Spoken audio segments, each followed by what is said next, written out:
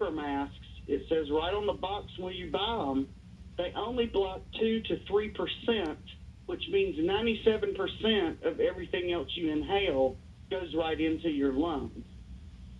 There's an article in today's paper in Vero Beach that literally is so irresponsible. It says that people who are wearing masks, they care about people and they're Democrats, and people who have chosen not to wear masks are Trump supporters or people who believe that their freedoms are being infringed upon. Wendy will get a response from Dr. Englund. So a couple of different points here. So I don't think there's anything political about wearing a mask. There's something medical and being American about wearing a mask, to be honest with you. I don't care what your political preference is, and you don't need to know mine. All you need to know is that I'm wearing a mask so that I can protect you, so that I can keep from passing the virus to you.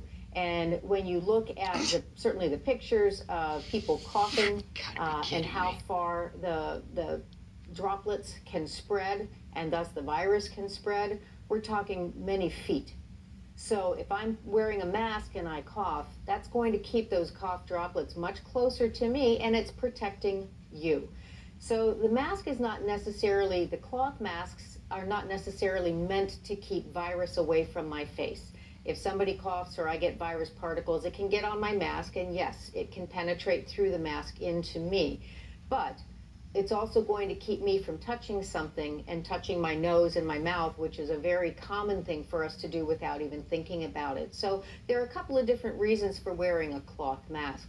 The N95s, absolutely. Those are meant to be for healthcare workers who are working in close proximity to patients with known COVID. Hey lady, I don't wear an N95 mask, and I go into patients' rooms with COVID on a regular basis. What I don't do is I don't intubate the patients. I don't put the breathing tubes down their throat. I'm not working with them like our respiratory therapists are in having them cough, in doing breathing treatments with them. And that clearly makes the droplets and generates the virus up into the air for them to get exposed to. So I see COVID patients on a regular basis, and I wear a surgical mask, and I'm very comfortable that that keeps me protected, along with the eye shield to make sure that I don't Oh get any really? You don't wear an N95 mask. Here's You wear a Chris surgical in mask, do Newport you? Richey, Florida. Good You morning. are a liar. Yes, good morning, Dr. Englund. Of course, you're not going to like my follow-up to this woman's comment previous to mine because I'm on her page. I'm reading a study, a compilation You of are many the news studies now, that was put America. out in an article in 2016 by the Canadian Oral Health Group representing the Canadian Dental Association. And in this study, they conclude that there's absolutely no evidence that wearing any type of a surgical mask, paper mask, cloth mask does anything to protect both the wearer or the other person coming in contact with that wearer from contracting any airborne pathogens. Zero evidence.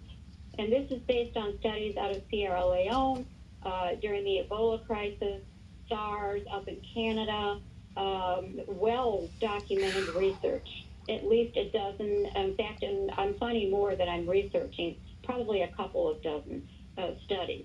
They are shaming the CDC for not coming out and changing, first of all, alerting the public to this. Secondly, coming out and documenting this evidence, researching this evidence, and changing their methods of long-established belief systems that sometimes need to be changed in the face of research that actually shows that these practices are worthless. Chris, we'll get a response from Dr. Englund. Sure. I'm not familiar with that article. Of course you're not. From Canada, from the dental associations. But what I am confident about is when we talk about airborne versus droplet, those are very different things.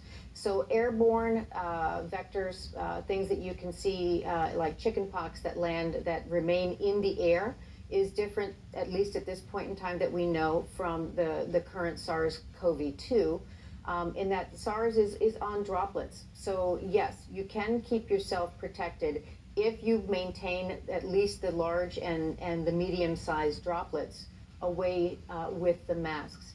The virus itself may be able to penetrate through, but you're at least going to slow it down using a cloth mask. So, If it the studies penetrates, looking how at are the you cloth slowing it masks down? here and the recommendations here in the United States are recent. This is not old-time data that we have been using. So this is something that we have taken on recently. We've not seen people being advised to wear cloth masks in any other situation. So these are new recommendations, and they are based upon the best evidence that we have at this point in time. So Yeah. I would encourage continuing to wear cloth masks. Let me ask you about the CDC guidance for reopening states.